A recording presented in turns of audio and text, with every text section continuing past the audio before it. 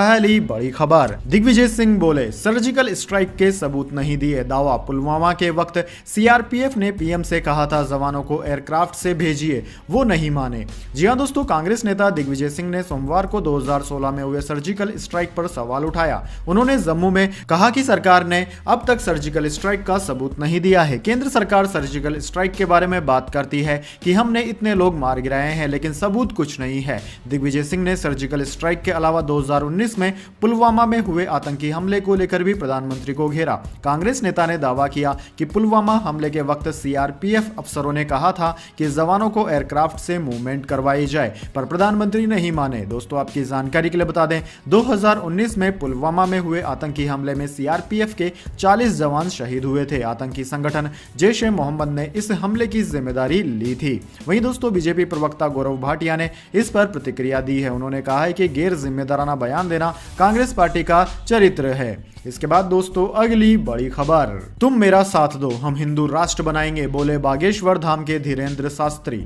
जी हां दोस्तों, बागेश्वर धाम के धीरेन्द्र शास्त्री इन दिनों सुर्खियों में है। इसी बीच उन्होंने हिंदू राष्ट्र बनाने की मांग कही है। उन्होंने कहा है कि आज सुभाष चंद्र बोस की जयंती है। बोस ने एक नारा दिया था, लेकिन हमने आज एक नया नारा बनाया है, तुम मेरा साथ दो, हम हिंदू राष्ट्र बनाएंगे। इसके साथ ही उन्होंने कहा कि हम भारत के लोगों से अपील करते हैं कि अब चूड़ियां पहनकर घर पर मत बैठो, अब बाहर निकलकर बताना ही पड़ेगा। धीरेन्द्र शास्त्री ने कहा कि अगर लोग अभी भी बाहर नहीं निकले तो हम उन्हें बुज़दिल मानेंगे। साथ ही उन्होंने कहा कि अगर तुम सनातनी हो तो मेरा साथ दो, घर से बाहर निकलो, मुझे सिर्फ सनातन धर्म को आगे बढ़ाना है, मैं किसी भी पॉलिटिकल पार्टी में नहीं जाऊंगा। दोस्तों, बागेश्वर धाम के पीठाधीश्वर धीरेन्द्र शास्त्री ने कहा कि धर्म विरोधियों को जवाब देना है, ये हमें टारगेट कर रहे हैं, लेकिन भारत हिंदू राष्ट्र है, कुछ लोगों के अंदर सनातनी खून नहीं है, ऐसे लोग हिंदू होकर हिंदू पर सवाल उठाते हैं। इसके बाद दोस्तों, अगली बड़ी खबर। भगत सिंह कोश्यारी ने महाराष्ट्र का गवर्नर पद छोड़ने की इच्छा जताई। कहा, पीएम मोदी को बता दिया, सभी राजनीतिक जिम्मेदारियों से मुक्त होना चाहता हूं। जी हां दोस्तों, महाराष्ट्र के गवर्नर भगत सिंह कोश्यारी ने सोमवार को पद छोड़ने का ऐलान कर दिया। कोश्यारी ने सोशल मीडिया पर लिखा कि प्रधानमंत्री नरेंद्र मोदी से मैंने सभी राजनीतिक जिम्मेदारियां छोड़ने की इच्छा जाहिर की थी। शिवाजी को पुराने दिनों का आइकन बताने पर कोश्यारी विवादों में रहे हैं। कोश्यारी ने पिछले महीने इस विवाद पर गृह मंत्री अमित शाह को चिट्ठी लिखकर उनसे मार्गदर्शन भी मांगा था। उन्होंने गृह मंत्री से सलाह मांगी थी कि उन्हें इस पद पर बने रहना चाहिए या नहीं। कोश्यारी ने यह चिट्ठी 6 दिसंबर को लिखी थी। इसके बाद दोस्तों, अगली बड़ी खबर। भाषण के मामले में सीएम योगी के खिलाफ एफआईआर की मांग पर सुप्रीम कोर्ट ने कहा, सिर्फ प्रचार के लिए दाखिल की जाती है ऐसी याचिकाएं। जी हां दोस्तों, सुप्रीम कोर्ट ने यूपी के मुख्यमंत्री योगी आदित्यनाथ की तरफ से 2018 में दिए गए एक भाषण के लिए केस दर्ज करने की मांग ठुकरा दी। सुप्रीम कोर्ट ने सोमवार को कहा कि ऐसी याचिकाएं सिर्फ प्रचार के लिए दाखिल की जाती है। न्यायमूर्ति BR गवई और न्यायमूर्ति विक्रम नाथ की पीठ ने कहा कि वह मामले में हस्तक्षेप करना नहीं चाहती। पीठ ने कहा कि ऐसे मुकदमे सिर्फ अखबारों के लिए होते हैं, इसे खारिज किया जाता है। राजस्थान के अलवर में दिए भाषण में सीएम योगी ने कथित रूप से भगवान हनुमान के बारे में विवादित टिप्पणी की थी। इलाहाबाद हाईकोर्ट की तरफ से याचिका खारिज किए जाने के खिलाफ सुप्रीम कोर्ट पहुंचे याचिकाकर्ता को यहां भी झटका लगा। इसके बाद दोस्तों, अगली बड़ी खबर। रेसलर और WFI विवाद में ओवरसाइट कमेटी बनी, बॉक्सर मैरी कॉम होगी अध्यक्ष। जी हां दोस्तों, रेसलर और WFI के विवाद में निगरानी के लिए सोमवार को 5 मेंबर्स की ओवरसाइट कमेटी बना दी गई। World champion boxer Mary Kom इसकी अध्यक्ष होगी। कमेटी के अन्य मेंबर्स में ओलंपिक पदक विजेता योगेश्वर दत्त, द्रोणाचार्य अवार्डी तृप्ति मुर्मुंडे, टॉप्स CEO राजगोपालन, राधा श्रीरमन शामिल है। यह कमेटी 1 महीने में रेसलर्स के लगाए गए आरोपों की जांच करेगी। केंद्रीय खेल मंत्री अनुराग ठाकुर ने यह जानकारी दी है। इसके बाद दोस्तों, अगली बड़ी खबर। मैं शाहरुख खान आपसे बात करना चाहता हूं, हेमंता बिस्वा शर्मा ने बताई रात 2 बजे की कॉल की कहानी। जी हां दोस्तों, असम के मुख्यमंत्री हेमंता बिस्वा शर्मा और बॉलीवुड अभिनेता शाहरुख खान के बीच रात 2 बजे हुई बातचीत को लेकर लोगों की उत्सुकता अभी भी बनी हुई है। असम सीएम ने अब इस पूरी बातचीत पर फिर से सफाई दी है। हेमंत बिस्वा शर्मा ने कहा है कि शाहरुख खान ने पहले मैसेज भेजकर उन्हें अपना परिचय दिया और कहा कि वे उनसे बात करना चाहते हैं। असम सीएम ने कहा कि जब उनके पास मैसेज आया तो वे व्यस्त थे। बाद में रात 2 बजे उन्होंने शाहरुख खान से बात की। दोस्तों, आपकी जानकारी के लिए बता दें, असम के सीएम हेमंता बिस्वा शर्मा ने रविवार को ट्वीट कर कहा था कि बॉलीवुड एक्टर ने मुझे फोन किया और हम दोनों के बीच बातचीत हुई। असम सीएम के अनुसार इस बातचीत के दौरान शाहरुख खान ने गुवाहाटी में अपनी फिल्म पठान की स्क्रीनिंग के दौरान विरोध प्रदर्शन को लेकर चिंता जताई। अब असम के सीएम ने कहा है कि उन्होंने शाहरुख खान को भरोसा दिलाया कि कानून व्यवस्था कायम करना राज्य सरकार की जिम्मेदारी है। हम इस मामले की जांच करेंगे और सुनिश्चित करेंगे कि कोई अवांछित घटना न हो। इसके बाद दोस्तों अगली बड़ी खबर, ICC T20 team of the year में 3 भारतीय विराट सूर्या और हार्दिक को जगह। वर्ल्ड चैंपियन इंग्लैंड और पाकिस्तान से 2-2 खिलाड़ी। जी हां दोस्तों, इंटरनेशनल क्रिकेट काउंसिल यानी कि आईसीसी ने साल 2022 की ICC men's T20 team of the year का ऐलान कर दिया।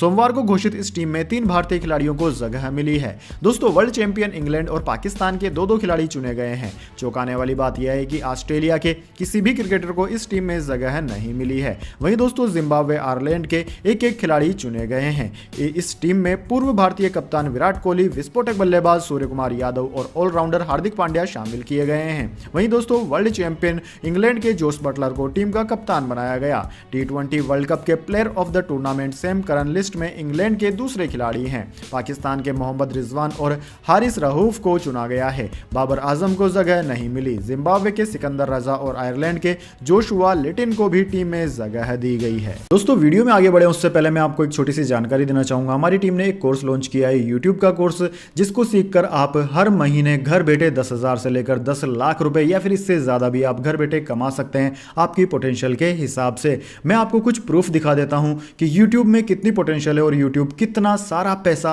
आपको कमा के दे सकता है। दरअसल ये हमारा एक चैनल है जिससे हमने अब तक 1,41,18,000 से ज्यादा रुपए कमा लिए हैं। तो आप यहाँ पे देख सकते हैं कि 2017 से लेकर 2023 तक यानी कि लगभग 5 साल में हमने 1 करोड़ से ज्यादा रुपए यहां कमा लिए हैं। लगभग 1.5 करोड़ रुपए यहां से कमा लिए हैं। और आप यहां पर कुछ वीडियोस को देख सकते हैं जो कि लगभग 4.5 लाख, 2.5 लाख, 3 लाख, 2 लाख इस तरीके से रुपए कमाई हुई है। ये सारी वीडियोस की मेहनत मात्र 1 से 2 घंटे, 2 घंटे से 3 घंटे के बीच है और इसके बाद में ये आपको इतना अच्छा रेवेन्यू जनरेट करके दे सकती है। तो मुद्दे की बात ये आती है कि आप किस तरीके से सीख सकते हैं कि यूट्यूब से आप पैसा कैसे कमाएं। तो दोस्तों हमारी टीम ने आप सभी के लिए एक छोटा सा कोर्स लॉन्च किया है जिसकी कीमत मात्र 599 रुपए है, लेकिन आपको अगले 24 घंटे तक इस पे भारी डिस्काउंट दिया जाएगा जिसकी जानकारी आपको आगे मिल जाएगी। पहले मैं आपको बता देता हूं कि इस कोर्स में आपको क्या क्या मिलेगा।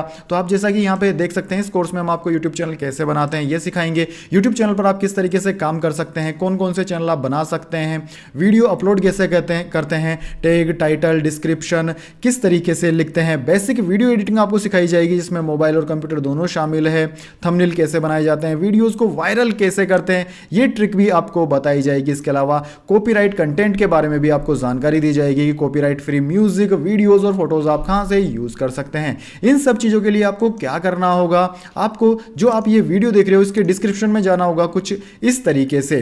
तो जैसे कि ये वीडियो प्ले हो रखा है तो आपको डिस्क्रिप्शन में जाना है, तो यहां पे आपको 2 लिंक मिलेंगे। एक लिंक मिलेगा आपको फ्री टेलीग्राम चैनल का। अगर यहां पर क्लिक करेंगे तो आप हमारे फ्री टेलीग्राम चैनल पर जुड़ जाएंगे। वहां पर हम आपको जानकारियां देते रहते हैं। इसके अलावा इसके ऊपर एक लिंक और मिलेगा आपको। जैसे ही आप इस लिंक पर क्लिक करेंगे तो आप इस कोर्स को यहां से परचेज कर सकते हैं। यहां पर आपको हैव अ कूपन कोड लिख रखा होगा। तो जैसे ही आप यहां पर हैव अ कूपन कोड पे IFC20 लिखेंगे तो आपको 20% का डिस्काउंट मिल जाएगा और ये कोर्स आपको 479 रुपए का पड़ेगा। तो जल्दी से इस कोर्स को आप ले लीजिए और यूट्यूबर बन जाइए। अच्छा यूट्यूब चैनल आप क्रिएट कर लीजिए। पैसे कमाना जल्द से जल्द शुरू कर दीजिए। ऑफर सिर्फ 12 घंटे के लिए है। धन्यवाद। इसके बाद दोस्तों अगली बड़ी खबर, भारत जोड़ो यात्रा, राहुल गांधी ने बनाई लाल चौक से दूरी, भाजपा ने उठाए सवाल। जी हां दोस्तों, कांग्रेस नेता राहुल गांधी भारत जोड़ो यात्रा का समापन श्रीनगर में पार्टी दफ्तर पर तिरंगा फहराकर करेंगे। राहुल गांधी के ऐतिहासिक लाल चौक पर झंडा न फहराने पर बीजेपी ने सवाल खड़े किए हैं। कांग्रेस का दावा है कि पार्टी दफ्तर लाल चौक पर ही है, इसलिए राहुल गांधी एक तरह से लाल चौक पर ही झंडा फहरा रहे हैं। हालांकि यह भी तथ्य है कि 1948 में जवाहरलाल नेहरू लाल चौक पर तिरंगा फहरा चुके हैं। ऐसे में सवाल उठ रहा है कि जहां नेहरू तिरंगा फहरा चुके हैं वहां राहुल गांधी क्यों नहीं फहरा रहे। दोस्तों, राष्ट्रवाद के मुद्दे पर पहले भी बीजेपी और पीएम मोदी कांग्रेस को घेरते रहे हैं। कश्मीर से धारा 370 हटाने पर भी कांग्रेस के रुख को बीजेपी ने राष्ट्रवाद के खिलाफ करार दिया था। अब लाल चौक के मुद्दे पर बीजेपी फिर हमलावर है। इसके बाद दोस्तों अगली बड़ी खबर, एक दूजे के हुए अथिया शेट्टी और केएल राहुल। बेटी का ब्याह होते ही ऑफिशियली ससुर बने सुनील शेट्टी। जी हां दोस्तों, सुनील शेट्टी की बेटी एक्ट्रेस अथिया शेट्टी क्रिकेटर केएल राहुल संग शादी के बंधन में बन चुकी है। केएल राहुल और अथिया अब पति पत्नी हैं। कपल की शादी की तस्वीरें अभी आना बाकी है। इस बीच सुनील शेट्टी ने मीडिया के सामने आकर ऑफिशियली ससुर बनने का ऐलान कर दिया। दोस्तों आपकी जानकारी के लिए बता दें, आज यानी कि 23 जनवरी 2023 को सुनील शेट्टी के खंडाला फार्म हाउस में अथिया शेट्टी ने केएल राहुल के संग 7 फेरे ले लिए। इस जोड़ी ने कई सालों तक डेट करने के बाद शादी करने का फैसला किया था। कपल की शादी का कार्यक्रम 3 दिनों तक चला। कार्यक्रम की शुरुआत संगीत समारोह से हुई और फिर हल्दी, मेहंदी और शादी हुई। इसके बाद दोस्तों अगली बड़ी खबर, स्पाइस जेट फ्लाइट में पैसेंजर ने एयर होस्टेस के साथ की बदतमीजी। आरोपी और साथी पैसेंजर को विमान ने उतारा, एयरपोर्ट सिक्योरिटी के हवाले किया। जी हां दोस्तों, स्पाइस जेट विमान के अंदर एक पैसेंजर का एयर होस्टेस से बदतमीजी करने का मामला सामने आया है। स्पाइस जेट के मुताबिक सोमवार को दिल्ली से हैदराबाद जा रहे एयरलाइन के विमान में बोर्डिंग के दौरान एक पैसेंजर ने एयर होस्टेस के साथ गलत व्यवहार किया। एयरलाइन ने बताया कि पैसेंजर को जब रोका गया तो उसने पूरे केबिन क्रू के साथ अभद्रता की। इसके चलते विमान में बोर्डिंग रोक दी गई। मामला बढ़ने पर केबिन क्रू ने पायलट और सिक्योरिटी स्टाफ को इसकी जानकारी दी। इसके बाद आरोपी और उसके साथी पैसेंजर को विमान से उतार दिया गया। दोनों को एयरपोर्ट सिक्योरिटी के हवाले कर दिया गया है। इसके बाद दोस्तों अगली बड़ी खबर, तेजी में बंद हुआ शेयर बाजार। सेंसेक्स 319 अंक बढ़कर 60,941 पर बंद। निफ्टी 90 अंक चढ़ा। आईटी के शेयर्स सबसे ज्यादा भागे। जी हां दोस्तों, भारतीय शेयर बाजार में हफ्ते के पहले कारोबारी दिन यानी कि सोमवार को तेजी देखने को मिली। सेंसेक्स 319 अंक बढ़कर 60,941 के स्तर पर बंद हुआ। निफ्टी 90 अंकों की तेजी के साथ 18,118 पर पहुंच गया। दोस्तों सेंसेक्स के 30 शेयरों में से 21 में तेजी रही, वहीं 9 शेयरों में गिरावट देखने को मिली। Sun Pharma, Hindustan Unilever, Eicher Motors, UPL, Tech Mahindra और बजाज ऑटो समेत निफ्टी 50 के 32 शेयरों में तेजी रही। वहीं UltraTech cement, Grasim, NTPC, Tata steel, JSW steel, Adani ports और एलटी समेत निफ्टी के 18 शेयरों में गिरावट देखने को मिली। इसके बाद दोस्तों अगली बड़ी खबर, राहुल गांधी को शादी के लिए लविंग इंटेलिजेंट लड़की की है तलाश। बोले जब मिल जाएगी शादी हो जाएगी, आइसक्रीम सबसे ज्यादा पसंद। जी हां दोस्तों, भारत जोड़ो यात्रा के बीच राहुल गांधी ने फूड, शादी, फर्स्ट जॉब और परिवार पर खुलकर बात की। राहुल गांधी ने एक इंटरव्यू में कहा कि उन्हें शादी से कोई परहेज नहीं है, जब सही लड़की मिल जाएगी शादी हो जाएगी। उन्होंने अपने फर्स्ट जॉब के बारे में भी बताया। उन्होंने कहा कि मैंने पहला जॉब लंदन में किया था, कंपनी का नाम मॉनिटर था। यह इंटरव्यू उन्होंने राजस्थान में भारत जोड़ो यात्रा के दौरान यूट्यूब चैनल करली टेल्स की काम्या जानी को दिया। राहुल का यह इंटरव्यू रविवार को रिलीज किया गया। इसमें उन्होंने कुछ मजेदार किस्से भी सुनाए। उन्होंने कहा कि मैं हर चीज खाता हूं, हालांकि मुझे कटहल और मटर पसंद नहीं है। जब मैं घर पर होता हूं तो खाने पीने को लेकर काफी सख्त रहता हूं। यहाँ मेरे पास कोई चॉइस नहीं है। यात्रा के दौरान जो भी मिल जाता है खा लेता हूं। तेलंगाना में लोग खाने में मिर्च ज्यादा खाते हैं, वहां थोड़ी मुश्किल हुई। इसके बाद दोस्तों अगली बड़ी खबर, पाकिस्तान पीएम का वीडियो हुआ वायरल। कहा यूएई के प्रेसिडेंट से कर्ज मांगते वक्त शर्म आ रही थी, उन्हें बताया भी कि मैं मजबूर हूं। जी हां दोस्तों, पाकिस्तान के प्रधानमंत्री शहबाज शरीफ का एक वीडियो वायरल हो रहा है। इसमें वो बता रहे हैं कि पिछले दिनों यूएई विजिट के दौरान उन्हें मुल्क के लिए कर्ज मांगते वक्त किस मानसिक तनाव और कश्मकश से जूझना पड़ा। शहबाज के मुताबिक पाकिस्तान के वजीर आजम के तौर पर यूएई में मुझे जिन चीजों का सामना करना पड़ा उनका जिक्र जरूरी है। वहां मुझे बेहद शर्मिंदगी का सामना करना पड़ा। शहबाज एक हफ्ते पहले विदेश दौरे पर गए थे। उन्होंने जिनेवा में क्लाइमेट समिट में हिस्सा लिया था। इसके बाद वो सऊदी अरब और फिर यूएई गए थे।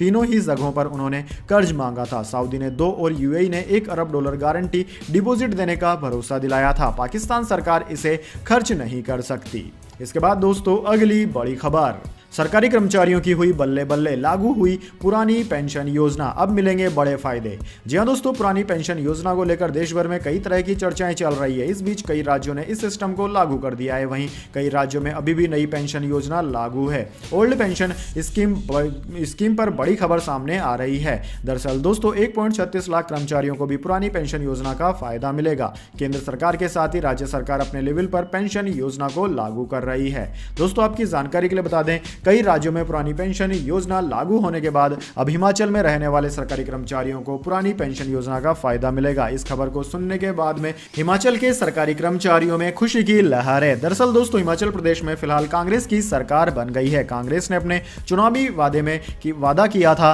कि अगर कांग्रेस की सरकार बनती है तो वह पुरानी पेंशन योजना को लागू कर देंगे। ऐसे में दोस्तों कांग्रेस की सरकार वहां पर बनी और कांग्रेस ने पुरानी पेंशन योजना को लागू करने का फैसला किया है। फिलहाल दोस्तों काफी सारे गैर बीजेपी शासित राज्य पुरानी पेंशन योजना को लागू कर चुके हैं। इनमें छत्तीसगढ़, राजस्थान, पंजाब सरकार प्रमुख है। इसके बाद दोस्तों अगली बड़ी खबर, सोने चांदी की नई कीमतें हो गई जारी, जान लीजिए ताजा दाम। जी हां दोस्तों, ग्लोबल स्तर पर पीली धातुओं की कीमतों में गिरावट के बीच राष्ट्रीय राजधानी दिल्ली के सराफा बाजार में सोमवार को सोने का भाव 40 रुपए की गिरावट के साथ 56,840 रुपए प्रति 10 ग्राम रह गया। पिछले कारोबारी सत्र में सोना 56,880 रुपए प्रति 10 ग्राम के भाव पर बंद हुआ था। चांदी की कीमत भी 85 रुपए की गिरावट के साथ 68,980 रुपए प्रति किलोग्राम पर बंद हुई। दोस्तों HDFC सिक्योरिटीज के एक एनालिस्ट ने कहा है कि दिल्ली में सोने की हाजिर कीमत 40 रुपए की गिरावट के साथ 56,840 रुपए प्रति 10 ग्राम पर कारोबार कर रही थी। विदेशी बाजारों में सोना गिरावट के साथ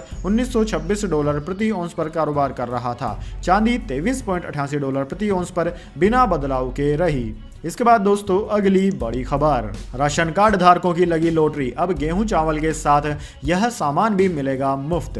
जी हां दोस्तों, राशन कार्ड लाभार्थियों के लिए बड़ी खुशखबरी है। अगर आप भी फ्री राशन वाली स्कीम का फायदा लेते हैं तो अब सरकार आपके लिए एक और खास प्लान बना रही है। इसके तहत फ्री गेहूं चावल के अलावा और भी सामान आपको मुफ्त में देने का प्लान बना रही है। इसके साथ ही अन्य सामान भी आपको काफी कम कीमत पर मिल सकता है। दरअसल दोस्तों, खाद्य मंत्री की ओर से मिली जानकारी के मुताबिक केंद्र सरकार के साथ ही राज्य सरकार की तरफ से भी कई तरह की सुविधाएं दी जाती हैं। मिली जानकारी के अनुसार अब दोस्तों गेहूं और चावल के साथ चीनी और नमक भी जरूरी सामानों की तरह रसोई में उपलब्ध होता है। ऐसे में इन पर भी सब्सिडी दी जाएगी। इसके बाद दोस्तों जाने अगली बड़ी खबर, लेकिन उससे पहले मेरी आपसे एक छोटी सी रिक्वेस्ट है। अगर दोस्तों आपको अभी तक हमारी न्यूज पसंद आई है तो इसे छोटा सा लाइक जरूर दे सकते हैं। अगर आपको पसंद नहीं आई है तो बेशक आप डिसलाइक भी कर सकते हैं, लेकिन दोस्तों लाइक और डिसलाइक जरूर कीजिए, क्योंकि दोस्तों यही हमारी मेहनत का फल होता है और इसी से हमें पता चलता है कि आपको हमारी वीडियोस पसंद आ रही है या नहीं। तो चलिए दोस्तों जान लेते हैं अगली बड़ी खबर, दिल्ली पर मंडराया आतंकी खतरा, पुलिस ने जारी की एडवाइजरी, 15 फरवरी तक इन चीजों पर रोक। जी हां दोस्तों, दिल्ली पुलिस कमिश्नर ने 26 जनवरी से ठीक पहले आतंकी गतिविधियों के इनपुट को ध्यान में रखते हुए दिल्ली में पैराग्लाइडर, पैरोमीटर जैसे हवाई उपकरणों के इस्तेमाल पर रोक लगा दी है। इसके अंतर्गत हैंग ग्लाइडर, मानव रहित हवाई विमान जैसे कि खिलौना आदि मानव रहित विमान प्रणाली, सूक्ष्म प्रकाश विमान, दूर से संचालित विमान, ड्रोन, गर्म हवा के गुब्बारे, छोटे आकार से संचालित विमान, क्वाडकॉप्टर और पैरा जंपिंग आदि पर भी पूरी तरीके से रोक रहेगी। दिल्ली पुलिस कमिश्नर की तरफ से सोमवार को यह ऑर्डर जारी किया गया है। आदेश में कहा गया है कि भारतीय दंड संहिता की धारा 188 के तहत नियम का उल्लंघन अपराध की श्रेणी में आएगा।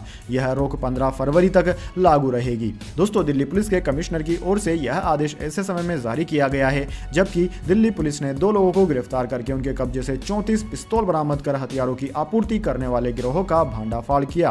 आरोपियों की पहचान उत्तर प्रदेश के शामली जिले के निवासी नावेद राणा और सलीम के रूप में हुई। पुलिस ने कहा है कि हथियारों की खेप गोगी गिरोह के एक सदस्य को पहुंचाई जानी थी। इसके बाद दोस्तों अगली बड़ी खबर, वुमेन IPL 2023, महिला IPL से 4,000 करोड़ कमाएगा BCCI, इतने रुपए में बिक सकती है टीमें।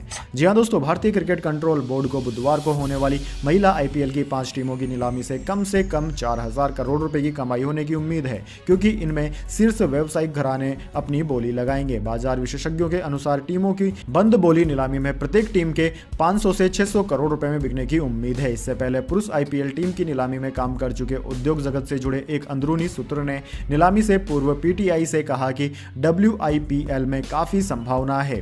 कुछ बोली 500 करोड़ रुपए या इससे अधिक तक लग सकती है। 800 करोड़ रुपए से अधिक की बोली लगने की संभावना कम है, लेकिन BCCI को शिकायत नहीं होगी। WIPL की टीमों को यानी कि वुमेन IPL की टीमों को खरीदने के लिए 30 से अधिक कंपनियों ने 5 करोड़ रुपए में बोली दस्तावेज खरीदे हैं। इनमें पुरुष IPL टीमों का मालिकाना हक रखने वाली 10 कंपनियां भी शामिल हैं। इसके बाद दोस्तों अगली बड़ी खबर, बिहार में फिर जहरीली शराब से 8 लोगों की मौत, 6 लोगों की आंखों की रोशनी गई। सैनिटाइजर के लिए स्प्रिट मंगवाकर बनाई शराब। जी हां दोस्तों, शराबबंदी वाले बिहार में एक बार फिर जहरीली शराब ने कहर मचाया है। सिवान जिले में पिछले 24 घंटे में जहरीली शराब पीने से 7 लोगों की मौत हो गई। एक मौत गोपालगंज में भी हुई। 14 से ज्यादा लोगों की हालत गंभीर है। इनमें 6 लोगों की आंखों की रोशनी चली गई। ऐसा कहा जा रहा है कि मृतकों की संख्या बढ़ सकती है। दोस्तों ADG जितेंद्र सिंह गंगवार ने कहा कि सैनिटाइजर बनाने के लिए कोलकाता से स्प्रिट मंगाई गई थी, उसी से शराब बनी थी। इस मामले में 16 लोगों को गिरफ्तार किया गया है। जहरीली शराब के अधिकतर मामले जिले के लकड़ी, नवीगंज OP थाना क्षेत्र के बाला और गोपालपुर गांव में है। रविवार शाम को अचानक एक एक करके मरीज सदर अस्पताल आने लगे। देर शाम अस्पताल पहुंचते वक्त एक व्यक्ति की मौत भी हो गई। इसके बाद दोस्तों अगली बड़ी खबर, जजों की नियुक्ति टकराव मामला, मेरे कंधे पर बंदूक रखकर ना चलाई जाए, रिटायर्ड जज जस्टिस सोडी ने कहा। जी हां दोस्तों, जजों की नियुक्ति को लेकर केंद्र और सुप्रीम कोर्ट के बीच टकराव देखने को मिल रहा है। अब इसी टकराव पर रिटायर्ड जज जस्टिस RS सोडी ने NDTV संग खुलकर बात की। रिटायर्ड जज जस्टिस सोडी ने इस बात को उठाने के लिए कानून मंत्री का धन्यवाद दिया। साथ ही उन्होंने इस मामले पर बात करते हुए कहा कि मैं कोई राजनीतिक व्यक्ति नहीं हूं और इसलिए मेरे कंधे पर रखकर बंदूक ना चलाई जाए। इस मामले में ये मेरी निजी राय है। कोलिजियम सिस्टम असंवैधानिक है। इसके साथ ही उन्होंने कहा कि यह कैसे हो सकता है कि कुछ जज मिलकर ही जजों की नियुक्ति करें। हाई कोर्ट और सुप्रीम कोर्ट में हो सचिवालय, कोलिजियम सिस्टम फेल हुआ। 2-3 जज मिलकर कैसे तय कर सकते हैं? कानून, संसद कानून बनाने में सुप्रीम है, लेकिन कानून का परीक्षण करने में सक्षम है सुप्रीम कोर्ट। जजों की नियुक्तियों को लेकर सार्वजनिक आलोचना से बचे संवैधानिक संस्थाएं अब मामले का बैठकर हल निकालें। इसके बाद दोस्तों अगली बड़ी खबर, नासा बना रहा ऐसा रॉकेट जो सिर्फ 45 दिन में पहुंचा देगा मंगल ग्रह तक। अभी कम से कम लगता है 1 साल।